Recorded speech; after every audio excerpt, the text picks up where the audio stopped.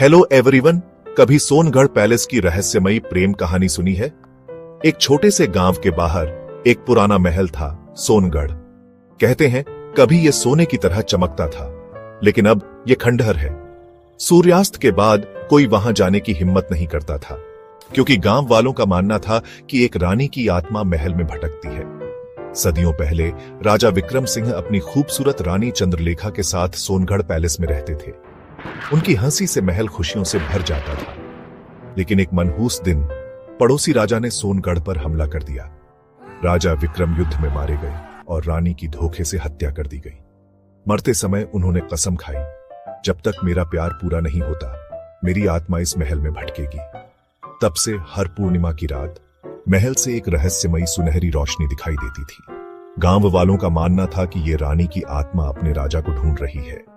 जो भी महल में गया, या तो कभी वापस नहीं लौटा या डर के मारे पागल हो गया। एक दिन अर्जुन नाम के एक बहादुर युवक ने इस रहस्य को सुलझाने का फैसला किया। पूर्णिमा की रात वो महल में दाखिल हुआ। जैसे ही उसने दहलीज पार की, एक अजीब ठंडी हवा चलने लगी और झूमर अपने आप जल उठे।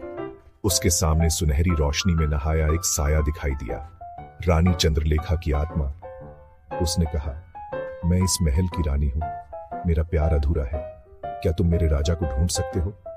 अर्जुन ने पूछा, तुम्हारा राजा कहां है?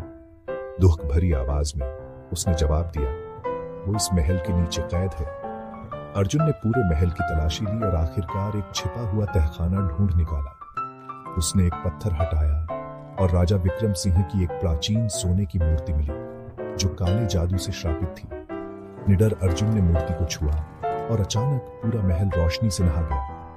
रानी की आत्मा ने कहा, तुमने मुझे मेरे राजा से मिला दिया, अब मैं मुक्त हूं। अर्जुन देखता रहा। राजा और रानी की आत्माएं हवा में घुल मिल गईं और महल अपनी सुनहरी चमक वापस पा गया। गांव वाले कहते हैं कि उस दिन के बाद फिर कभी कोई भूत नहीं दिखा।